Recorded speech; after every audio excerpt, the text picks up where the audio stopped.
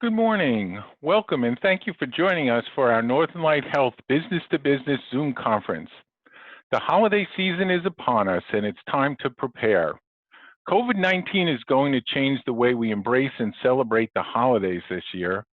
So what can we do to support our main communities and our employees this holiday season? We have several topics today that will answer this question. I'm Dr. Ed Gilkey, the Senior Physician Executive for Northern Light Beacon Health. I'll be your moderator for the next hour. We're seeing an increase in COVID-19 cases in our state. Some schools are going remote, and our governor has extended our state of civil emergency through November 27th. It's a lot to process and plan around, especially since this is a time of year normally set aside for family, friends, and time together. We'll start today by talking about kids and how to support them across the ages. Then we'll talk turkey, pies, and all the many tempting foods available. How can we encourage people to enjoy and manage their diabetes? It wouldn't be the holiday season if we didn't help with the Juggling Act that is required of us this time of year. How can we support our employees so we all can have restful and relaxing holidays? Finally, we'll talk about the latest on COVID-19 in our state. Our panelists today are Chris McLaughlin, a licensed clinical social worker and Associate Vice President of Community and Pediatric Services at Northern Light Acadia Hospital. Jennifer Smith, a nurse diabetic educator at Northern Light A.R. Gould. Jennifer Scott, a licensed clinical social worker serving as the lead social worker at Northern Light Home Care and Hospice. Dr. Jim Jarvis, Medical Director for Clinical Education at Northern Light Health and our COVID-19 Response Incident Command Medical Leader. Before we get started, I will read our legal disclosure. The coronavirus pandemic is an ongoing, continuously evolving situation. Northern Light Health encourages everyone to follow federal and state governmental guidance and mandates. Northern Light Health does not know the particulars of your situation, so the information presented today is general in nature and is based upon Northern Light Health's own experience, which may or may not apply in your specific situation and which may be revised as we learn more about the coronavirus. Accordingly, following any guidance Northern Light Health presents today in no way guarantees that you, your employees, and/or your customers and clients will not contract or spread the coronavirus. A reminder, this hour is for you. If at any time you have a question for one of our panelists, please use the chat function. I'll keep track of your questions and have our speakers respond. Also, I hope each of you will take a few minutes immediately following our hour to answer our quick 5-question survey. Your input directly affects which topics we select and helps guide our future conferences. Let's get started. First, our panelists will share useful information from their areas of expertise, and then we will have questions and answers. Chris McLaughlin, so good to have you back. This year, it's about grieving first, then celebrating. Tell us about this, Chris. Thank you, Dr. Gilkey. It's great to be with everyone again. And I'm looking at the participant list and I see so many familiar names. So it's nice to have so many of our community partners joining with us for this conversation. You know, Dr. Gilkey, you hit the nail on the head. And this is just a reminder of some things that we've been talking about for the past 7 or so months, that this is a time that we want to make sure we're honoring the grief and loss stages and the process that kids and families, as well as caregivers and community members, have been going through over the past half year or so. You know, I think it's important just to remind ourselves that these stages that Elizabeth Kubler-Ross gives us in this grief loss model really can help us both process the grief experience, but also give us a language to understand the feelings, give us a vocabulary to talk and communicate with each other and with our kids and families on what it is that we may be experiencing. And it's so important to keep in mind that sadness, Depression is an appropriate response to loss, whether we're talking about the loss of a loved one, a close family pet or friend, or the loss of expectations, the loss of normalcy, the loss of consistency and routine. So, as we talk for the rest of the morning, just keep in mind that these stages of grief and loss are really all around us right now, and we need to honor that for our individuals that we care for. As you said, Dr. Gilkey, at the beginning of this presentation, we are seeing rates of COVID-19 infection spread across our state. We are not out of the woods at this point in time. And so, again, as a reminder, I want to welcome you to the 2020 holiday season, sort of, kind of. You know, the main CDC has given us some really clear guidelines on what activities around the holidays are high risk, moderate risk, and low risk. And obviously, we're encouraging communities to really embrace, as tough as it's going to be, embrace these lower risk activities by keeping your gatherings small and really about your immediate family members, your immediate household. Think about contact free meals and meal planning, whether that is your guests self serving or whether you're providing to go options for family members who may do a drive by through the driveway and pick up their prepackaged meal, or you have a prepackaged meal that you're giving to a family member or a community member that you're worried about in your neighborhood. Think about watching events, parades, the sporting events, those traditions that we're going to talk about more, doing that from home, but embracing technology and using that technology for online shopping. And we'll talk a little bit about that as well. But as a reminder, these high risk and even these moderate risk activities are those activities that we're being asked to avoid altogether, as tough as that's going to be. I think that it's really important for us to think about the different age groups of youth that we are looking at and supporting, and recognizing that there's some different ways to approach this expectation setting conversation with youth depending on their ages and stages. So for those 0 to 3 year olds, I want parents who are listening right now and caregivers who are taking part in this to just give yourself permission to take off the pressure. Keep things really simple for these younger kids. Give lots of attention and really embrace this family time together if you have time off around the holidays, for lots of quiet time, playtime, snuggles, reading stories together. But really, what kids of this age group want is they want their families to hold them. Give yourself permission to scale back on all the gifts under the tree or these elaborate celebrations that we've probably put a lot of pressure on ourselves to perform in years past. For 4 to 6 year olds, focus on creating new traditions together, trying out some crafts or different recipes for meals, and doing those activities together in the comforts of your own home. And again, validate it is okay to be sad or angry or disappointed, letting kids know that they're not alone in having these feelings, that even as caregivers and moms and dads, we're also sad and angry and disappointed too.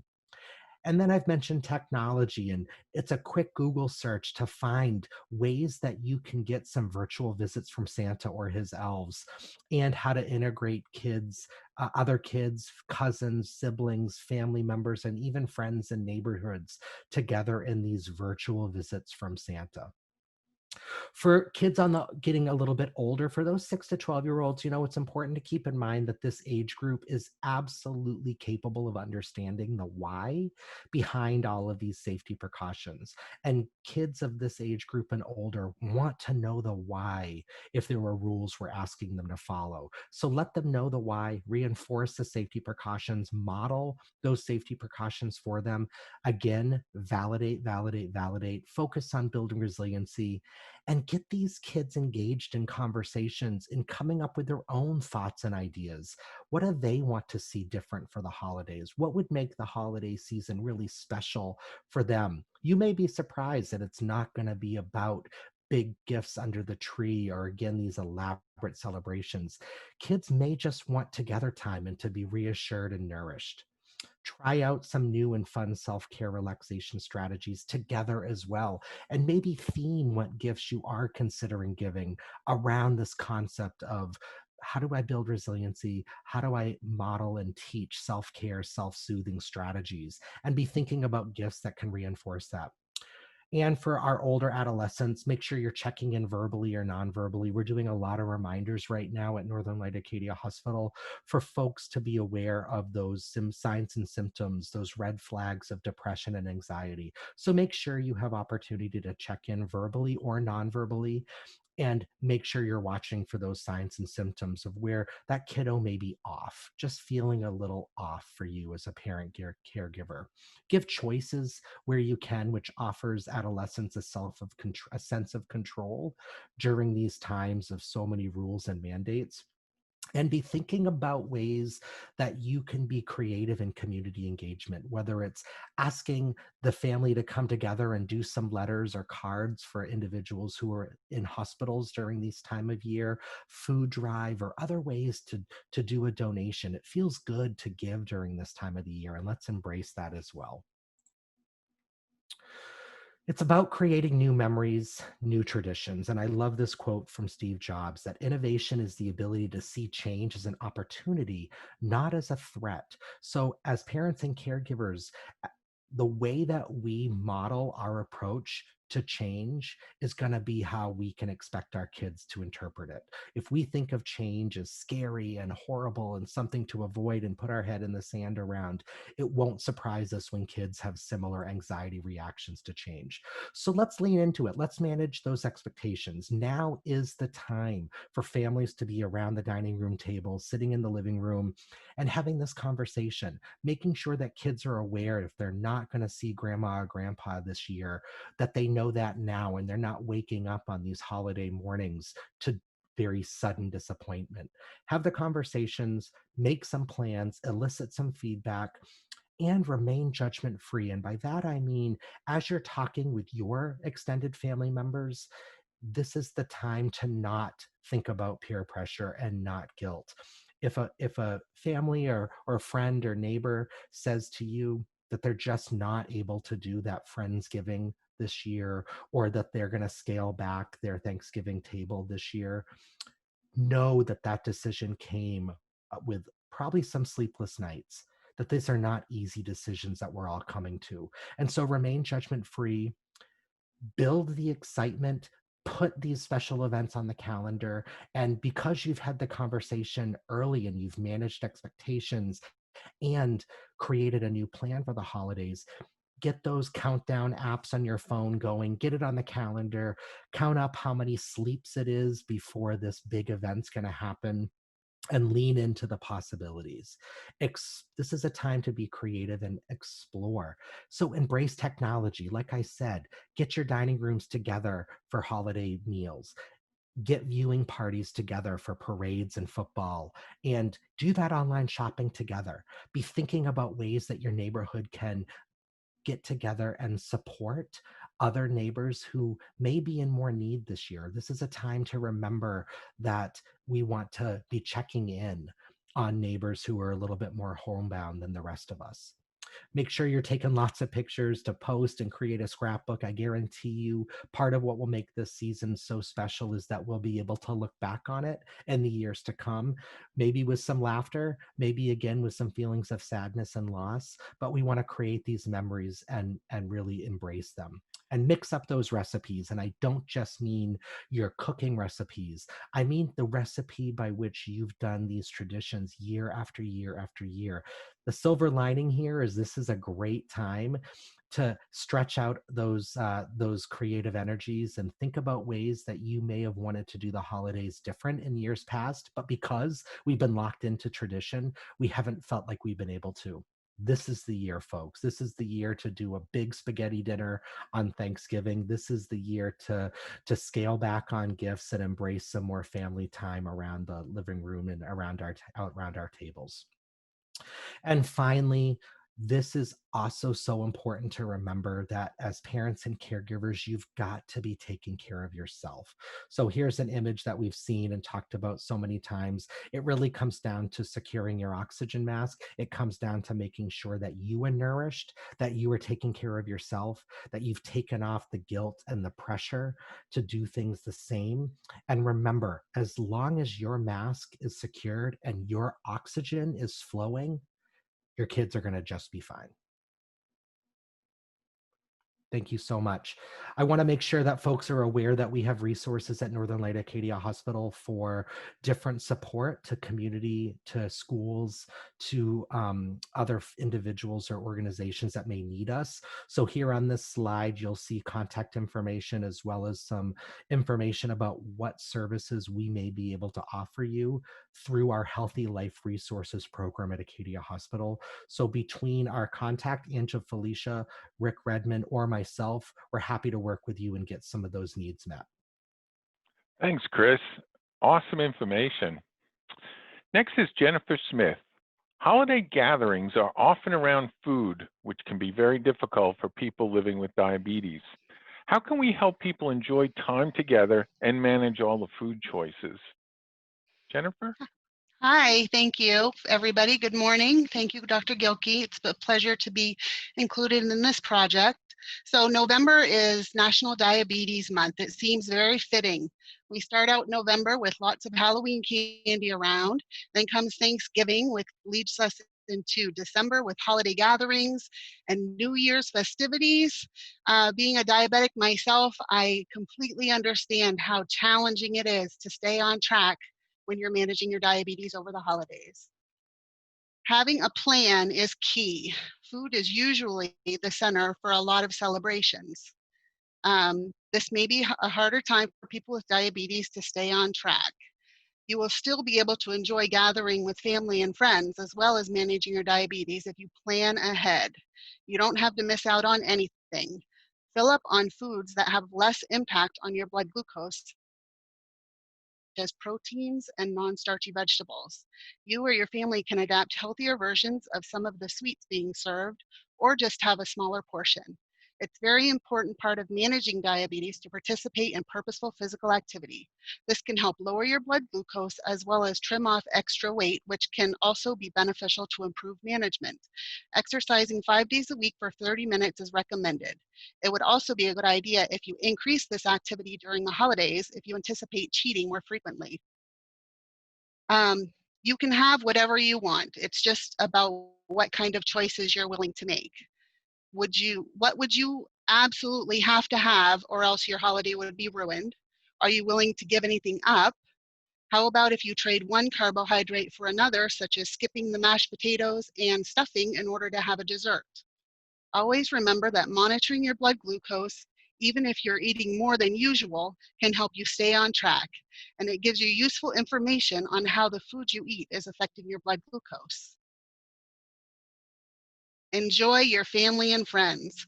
Even though you will be having gatherings with lots of food around, you will also have friends and family around as well. Enjoy your holidays together and try not to make it too stressful. Stress, anxiety, and depression can also have an effect on diabetes management.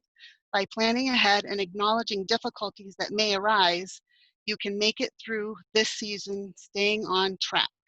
And as Chris mentioned earlier, if you do have any signs or symptoms of COVID and you're planning on having a gathering or going to a gathering, you may want to adjust your plan so that you don't put other people in danger of getting sick. And there are many, many diabetes educators throughout Northern Light Health System all through the state. So if you are in need of help managing your diabetes, you just ask your primary care physician for a referral to see a diabetes educator, and that can be set up for you to help you out with managing your diabetes. Thank Thanks, you. Jennifer. Thank you so much. Next is Jen Scott. How do we support employees balancing work, school, and family obligations that look quite a bit different this year? Jen? Hi, I'm Jen Scott, a licensed clinical social worker, and I've been practicing for over 12 years in both medical and mental health. And I'm so very happy to be here today to speak to you about supporting folks, all their many responsibilities in general, and as we approach the holiday season and also during a pandemic. So in my work as a social worker in home health and hospice, I assist people in finding balance at a time when they are most vulnerable, and that's during an illness. But I also support their families, including their adult children, their siblings, friends, grandchildren, and great-grandchildren. And with the current challenge of a pandemic, both myself and my social work team hear folks expressing concerns about how to manage everything. Everything feels so much harder. People want to know how to cope. And so this is what I tell them. It's a juggling act. For those who are caring for children, parents, relatives, neighbors, or others, they have so many demands. And the first step is recognizing and acknowledging how much people have going on in their lives. I think it's safe to assume everyone's juggling a whole lot right now.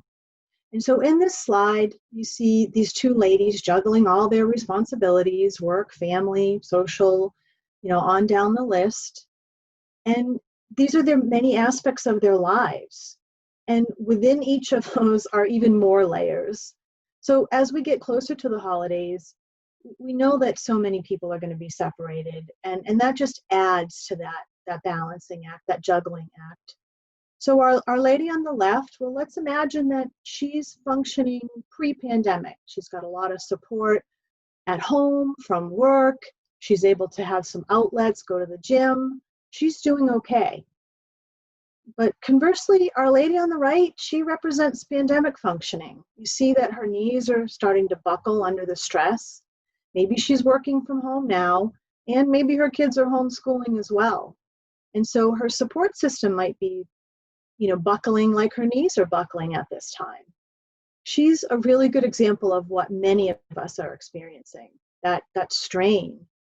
And again, I think it's fair to say that many of us have felt like this over the past several months, kind of feeling weighted down by things that normally we could keep in balance. And we just don't have a frame of reference for something like a pandemic. So how do we know who's having a hard time and who's not? And this is really the challenge. When I talk with my staff, I know there's a lot of them who don't share everything that's happening, and that's okay. They may feel a boundary between work and home, or even just a sense of privacy or pride. Again, that's okay. But I feel it's my responsibility to create a safe place for them that they can talk to me without fear of prejudice. And so one thing I started to do was email them individually and just say, hey, how are you? I'm here for you if you want to talk. And any meetings we would have, I would also remind them, I'm here for you.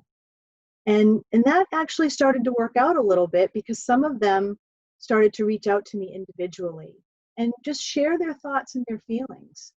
And what that allowed for them was to feel acknowledged. And so again, that's where we want to start. We want to acknowledge, we want to open up that dialogue. It doesn't mean that we share everything. There's still some boundaries. But it means that the message is, I'm concerned for you as a person, not just my staff or, just my fill in the blank. And I can tell you that a lot of these conversations have taken 15 minutes out of my day, but they have such a positive impact.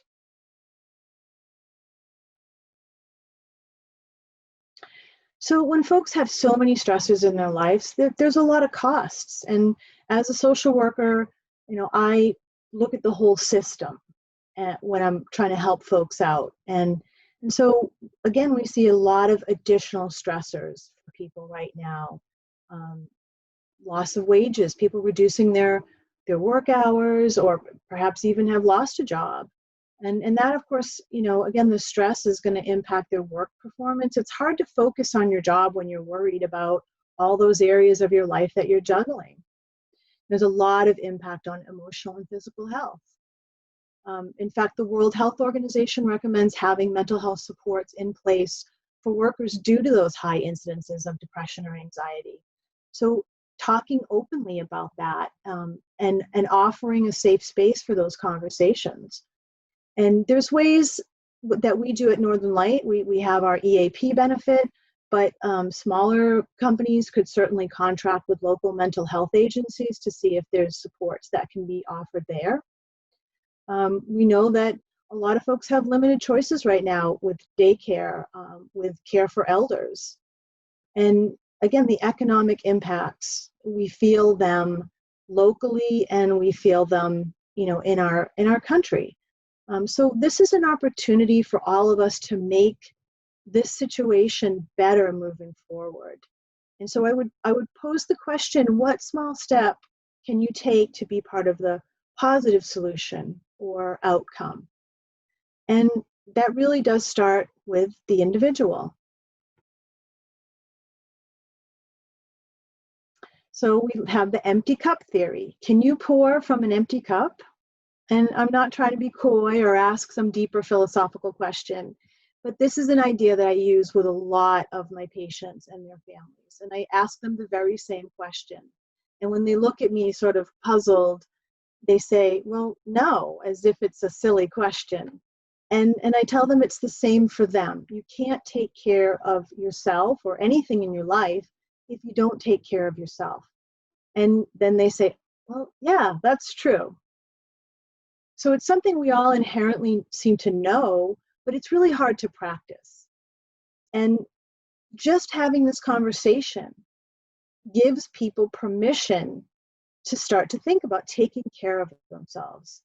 And so how do we promote that self-care? We want to talk about it again, openly, having a safe space, making it a regular topic. Maybe it's at a meeting, you know, just asking that question. Some ideas: start a self-care idea contest, or at those staff meetings, take 5 minutes to do deep breathing, or someone could read a poem or have some calming music. I think the more fun, the more buy-in. No one wants to be told, hey, go take a walk, you'll feel better.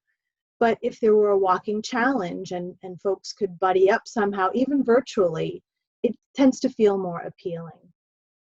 And when we make time for ourselves, we feel more balanced and are better able to juggle all of our many responsibilities.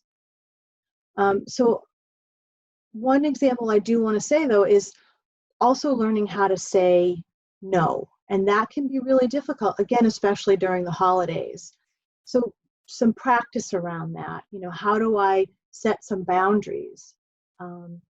There's also a lot of really good apps now that you can put on your phone, and they're apps about deep breathing or mindfulness. And then lastly, I want to say that just smiling at people. If you just smile, that's human nature. We can't help but smile back. So I would encourage that as well. And I have included some resources here. I tried to mix it up a little bit and give you some useful things, and I hope you do find them useful. And I also want to thank you for your time and listening. And here's a little brochure of our services at Home Care and Hospice. So thanks, Jen. And this is for our crowd. I'm following Jen's advice, smiling back at you. Dr. Jarvis, the last week has all of us on our toes. We're watching the number of COVID-19 cases rise daily. Please tune us into what's happening. Jim? Yeah, thanks, Ed. It is concerning. We're seeing a rapid increase in the number of cases. Over the last few days, we've been averaging over 150 new cases each day for our state. And I agree that is a small number, but small numbers become large very quickly. If that continues, we will have an additional 7,500 positive cases by Christmas, which is more than we had for the entire pandemic thus far. And so that's why it's very concerning to see these numbers of late. And it just means that we need to continue to remain very vigilant and diligent in protecting ourselves. What does this mean for us in terms of testing? We're seeing record numbers of tests being completed as well. And it is not the tests that are driving the positive cases. It's the positive cases that are driving those tests, and that's important for us to remember. If we look at it, our positivity rate, or the number of positive cases per test being done, is also rising, and rising at a rate as quickly as the rate of overall positive cases. And so it is not that we're testing more people, so we're finding more people. It is that more people are actually getting sick. Next slide, please. So where are we at right now for testing? We're having some challenges yet again with testing, and this time it's not what I usually talk about, where it's the supply chain issue where we just don't have those tests coming in. It is the volume that's causing us issues now. The state of Maine in its own lab is testing far more individuals than they had been in the past due to symptomatic outbreaks around the state, and because of that, they've had to curtail what they've been able to do for those asymptomatic individuals for certain categories. And Northern Light Health is seeing something similar as well.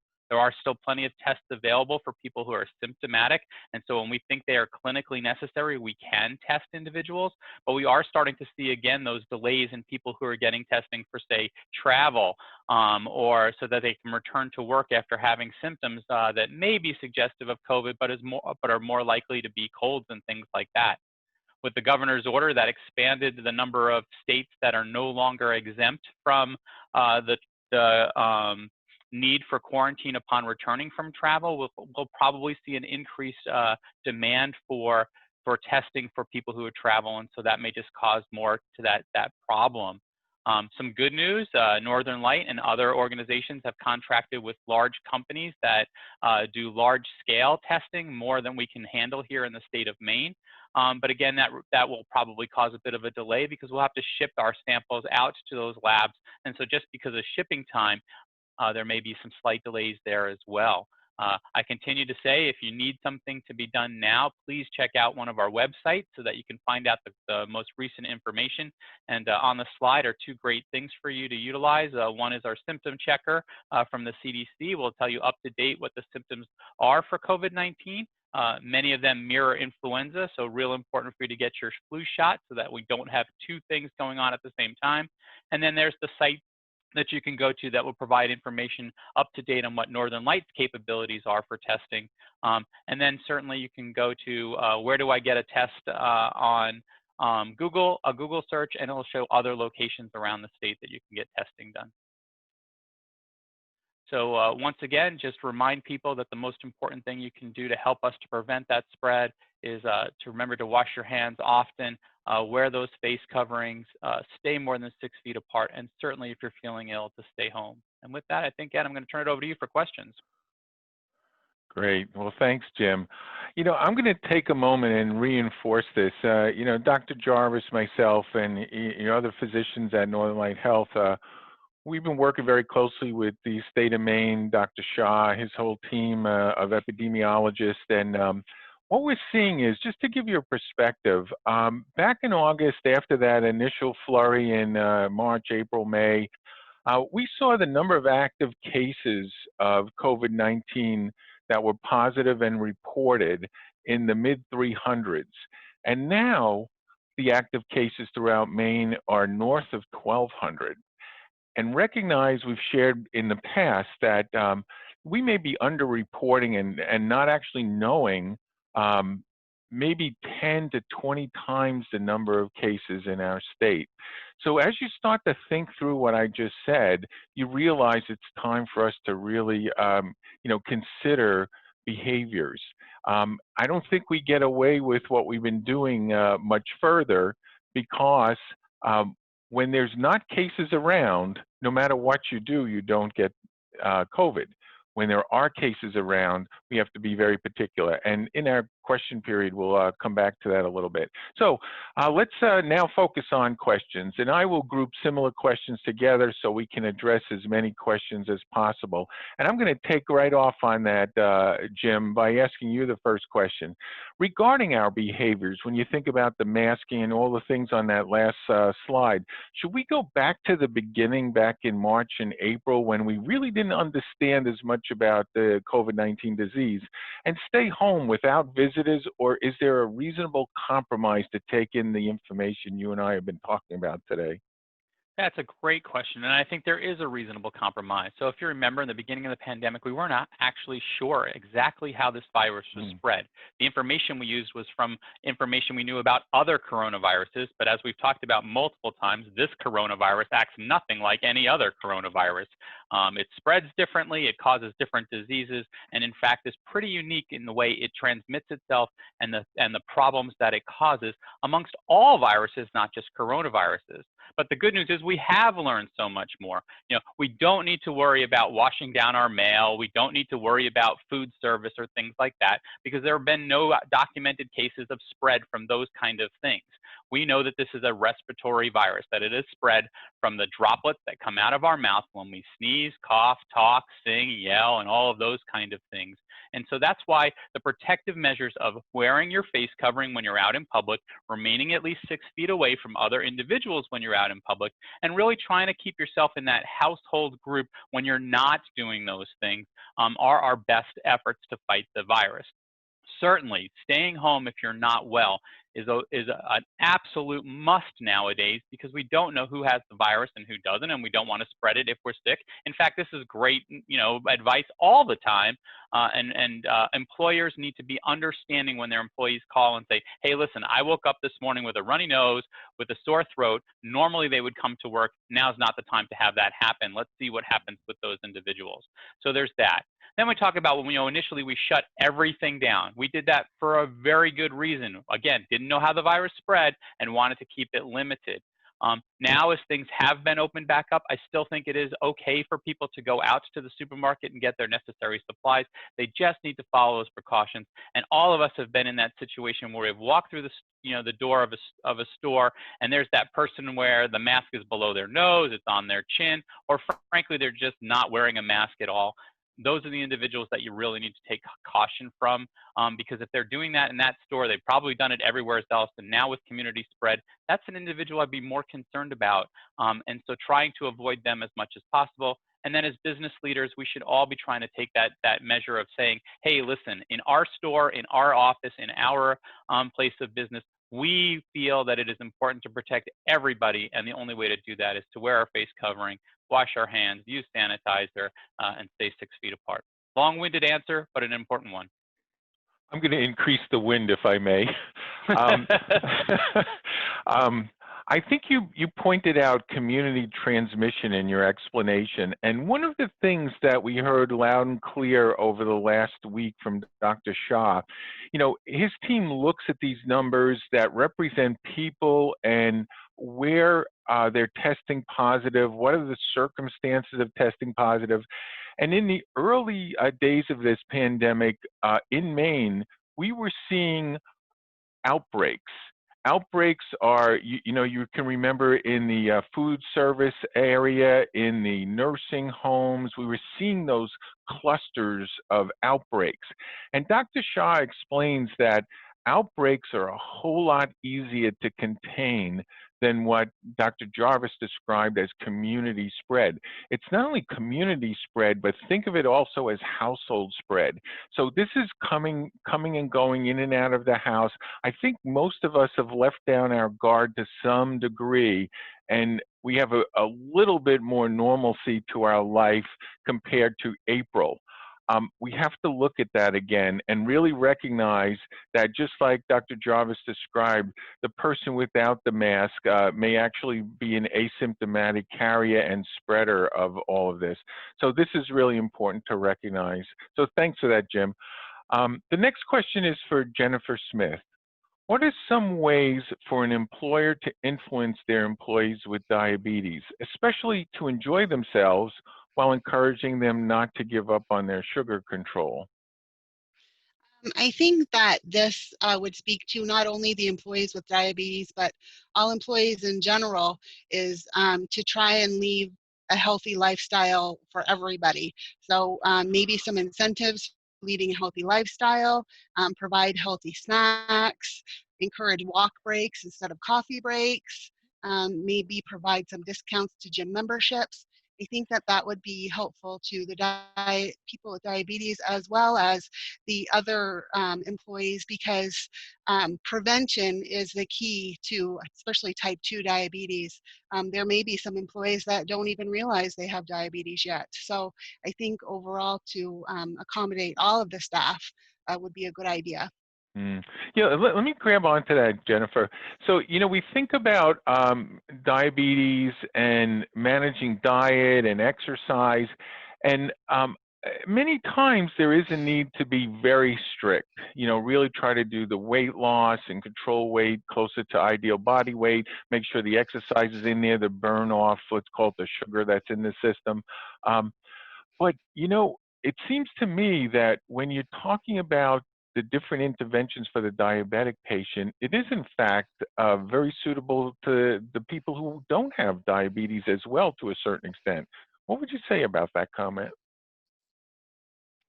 I think that it is a good idea for everybody to try and adapt a healthier lifestyle, especially with incorporating physical activity into their routine.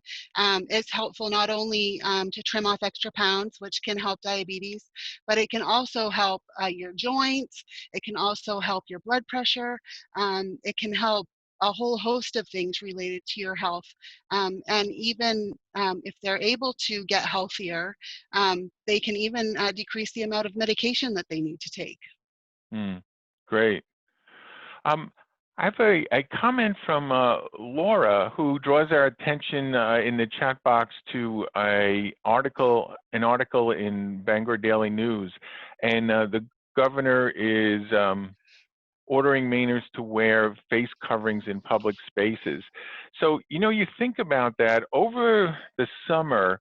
I think we've been dealing with, people's sense of freedom, liberty versus public health, who's wearing masks, who's not wearing masks. I think we're at a time, based on the earlier discussion at this meeting today, that it is time to look at the mask coverings or face coverings and masks and recognize that that's not the be-all, end-all, but it helps a lot.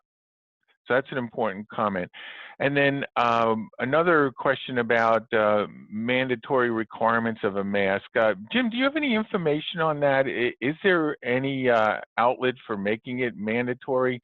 And then perhaps maybe even comment about businesses, including our hospitals. Yeah, so actually the governor's executive order has mandated mask wearing. Initially, it was only in the coastal communities and in our larger cities, but she expanded that in one of her recent extensions of the emergency use powers. And so that is a mandatory. The issue here is enforcement of that mandatory order. We do not have, the process in place where law enforcement is going around looking to see if people are wearing masks. And that is certainly not the case in other states where they have, a much greater population and a greater population density, and where fines are issued for people who violate those kind of mandates. That's a public health issue, and that's a public policy issue that we really can't get into. But however, I will state that at our facilities and in nearly every healthcare facility across the state of Maine, we have insisted that that policy be followed, and that we do screen as people are coming into our places of business and require them to wear face coverings before entry. If somebody does present without a face covering, we do turn people away if they are not the patient. If they are the patient, we have provided face coverings for them in order to treat them as needed. But that's the kind of level of security that needs to be done, and that's difficult, particularly if you're a small institution that you know who your neighbors are. Those are difficult conversations to be had, but they're important ones to be had. And when I start a conversation off and say, "Listen, we're doing this because we want to protect everybody and everyone," that's a little bit easier than "I want you to put your mask on or you can't come in here."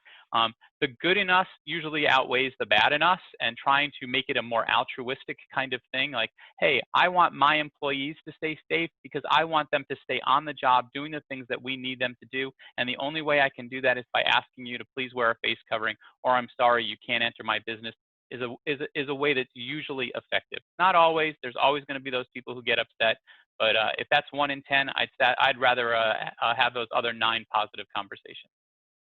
Thanks, Jim. Nancy shares with us an FYI in the chat room about how Governor Mills has made it mandatory to wear face masks everywhere. So thank you, Nancy. Cindy points out that for some store owners, there seems to be a conflict with, their customers. Customer satisfaction is probably part of the issue. They don't want to alienate customers. So I think we have to realize and maybe even think through and share with our employees what's some good scripting to deal with these potentially confrontational circumstances.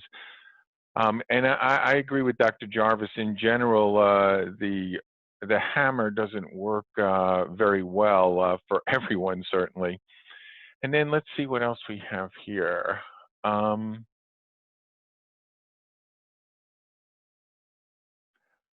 Yeah, I think Dr. Jarvis, you may have shared the same one that Nancy did, or not Nancy, Laura did earlier. Great. Okay, so I'm going to keep moving along, but I think we really need to emphasize that we're at a different point in this pandemic, and we have to really think through this community transmission and act accordingly, and encourage everyone we come in contact with to do so as well. Jen Scott, the next question is for you. Invariably, some family members are going to insist on get-togethers beyond their immediate household contacts. What are some ways to politely say no without alienating them? That's a tough question. It is.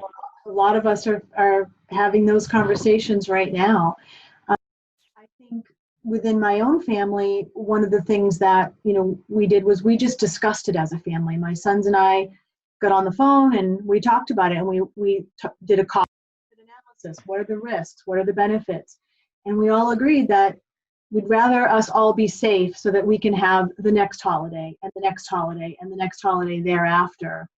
So I think just encouraging those open dialogues and people being honest and saying it's just not worth the risk. And there are other ways. So one of the things that we do, and this is kind of silly, is we FaceTime, but we cut out little pictures, photographs, and we stuck them on top of our cell phones. So we have like funny little pictures of each other on our cell phones, and we sort of show them to one another while we're having a conversation. So next thing I think we're going to do is make funny hats for our cell phones, so when we're FaceTiming, we all have funny hats on. Funny hats sound like a really good idea today. So I'll share with everyone, while Jen was speaking, I got the latest data from today from the Maine CDC, and it looks like we have 163 identified new people positive over the last 24 hours for the state of Maine. Just to give you perspective, we were cruising along in the teens and 20s and 30s, I don't know, probably six to 8 weeks ago. So it really is a big difference. I mentioned the active cases, and I said it's north of 1,200. It's actually 1,359 to be exact today, active cases of COVID in our state. So switching gears, Chris, I have a question for you. We always hear that kids are so resilient. With so much change in their lives and now the holidays being altered, how concerned should we be that the children won't be as resilient as we think they will be? That's a great question, Dr. Gilkey. Thanks for that. I'm somebody who believes that we all have a measure of resiliency. We all have some nature of resiliency we bring to life. And at the same time, we can't underestimate the impact that the last 7 or 8 months have had on kids and caregivers. So I think it does bear concern as we continue to bone up on those signs and symptoms of depression and anxiety. So we're aware of what to look out for. But I always tell parents to trust your gut. You know when something seems and feels off. And so don't put your head in the sand around that. Address it, talk about it, lean into it, pay attention to it. I think kids are going to look to us for so much support right now. And so as we've been talking about masking, the best advice I have right now is around modeling and role modeling and managing yourself, managing your own self-care needs so that you will be available and ready to help your kiddo if they start to struggle. Thanks, Chris. I have another question for you, and Sure. this one actually may be age-specific in the answer. I'm not sure. During the coming holidays, is it better to manage children with more or less structure? It seems that looser video game playing would be welcomed by many kids, but is that too unstructured? Oh, it's a tough question. There's a balance there, right? So Yeah. we want to make sure, for a lot of kids, I'm aware that we may be creating a bit of an issue if we model for kids that video games are a part of their self-care. I could see them using that against us very, very quickly and maybe effectively. Yeah. So I think it's about parents again trusting that gut that have never let you wrong in the past, and so making sure that what that balance, what the good balance is for kiddos. So don't let your guard down. It means that families need to maybe step up their game a little bit more around structure and family time, and making sure that you've got good activities planned, even if it's on a calendar. You can be loose and structured at the same time. And maybe there's some time periods during school vacation week that kids get to choose their own activity, but we want to be mindful that the video game systems aren't doing the childcare for us. Yeah, I think that's an important reinforcer there. I think really the default setting nowadays, or the easy way out, if I will, is the video games. I mean, there's something that really appeals to many of the children, but probably now is a good time, particularly with the holidays coming, to think through it in more detail and tap into some of the ideas you shared with us earlier, Chris. And I think about if you're going to do gift giving during the holidays, maybe encouraging gift giving that can be a supplement to those video games. I talk to family members all the time who think that the video game is just about playing the game. And for many, many kids, it's not. It's about what's going on in the earpiece as they're networked with kids and some folks who maybe aren't kids all over the country. So being very mindful about what's happening behind those closed doors. Thanks. That's good cautionary advice. Jennifer Smith, if we are giving food baskets to employees this holiday season, are there specific items to avoid for our employees with diabetes? I do think that it is important to look at your employees as a whole instead of just people with diabetes, because you don't want to give something to one that you're not giving to another, and it's really all up to the patient or the employee that has diabetes whether or not they're going to eat something that's not so good for them. So I think that if you incorporate healthy things to give to all employees, put some fruit in there, whatever else, protein options. If there is candy in there, maybe the person with diabetes will share that with their families.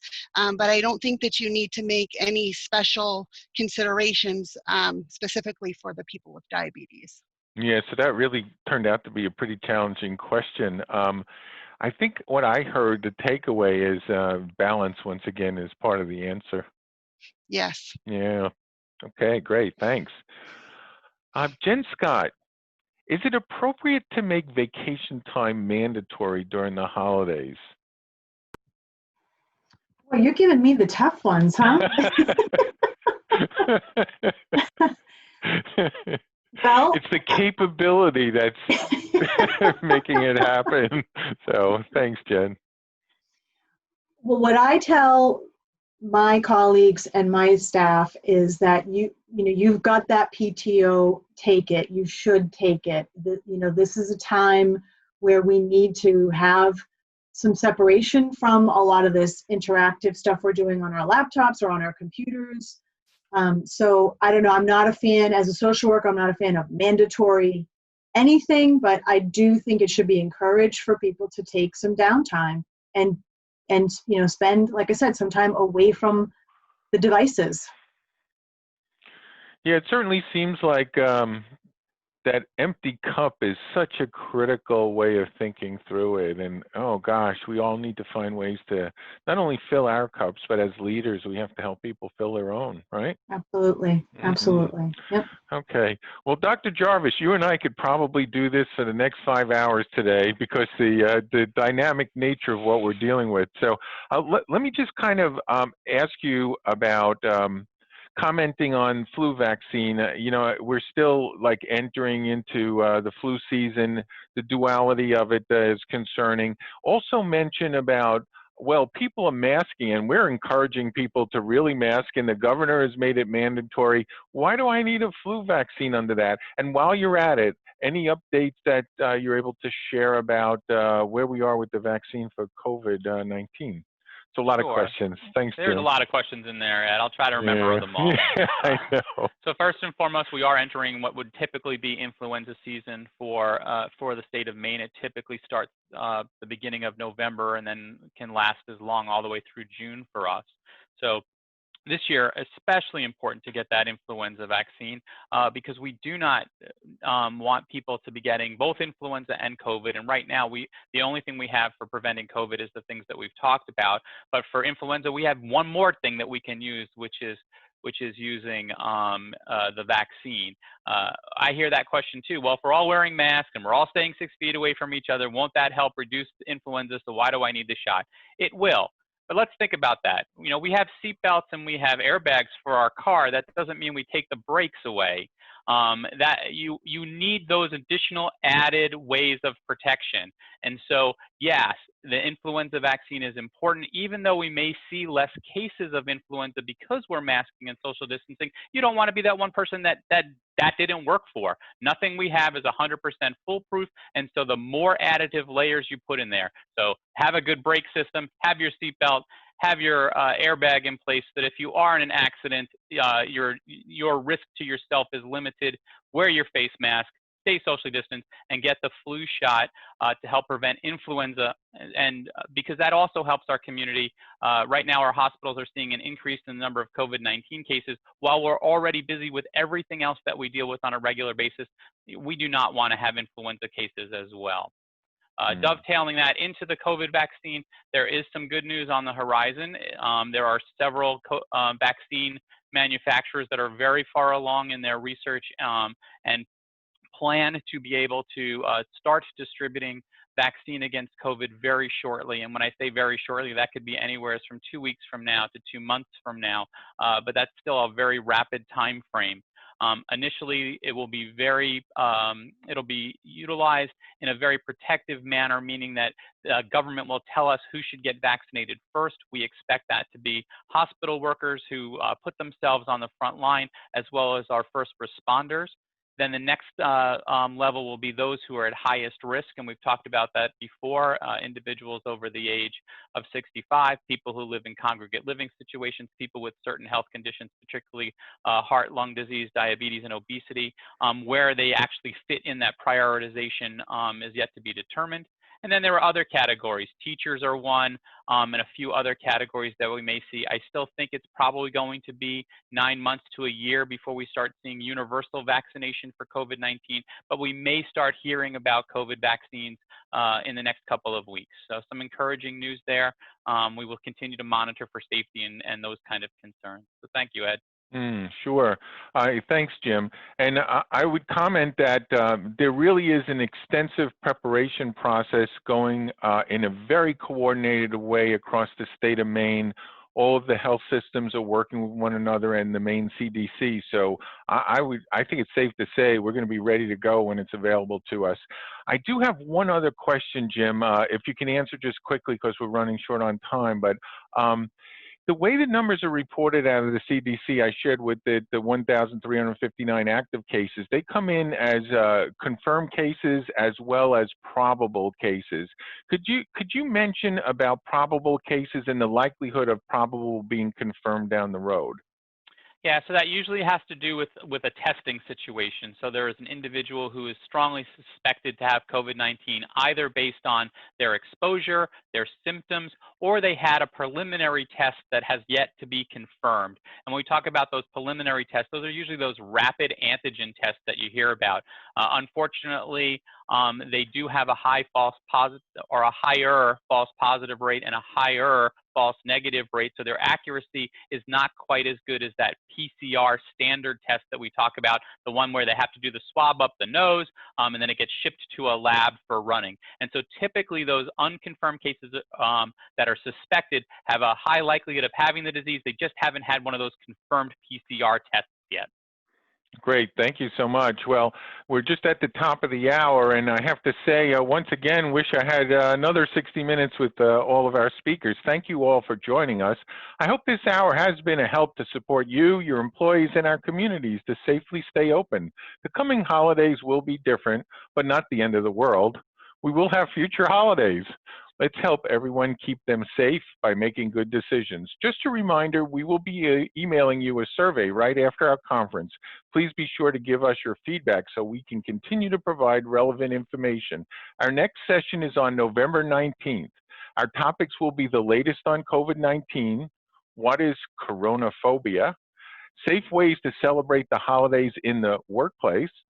We'll also have a special guest, Dana Connors, the president of the Maine State Chamber of Commerce, who will join us to talk about Me Counting on You, their new campaign supporting safe business practices during the winter.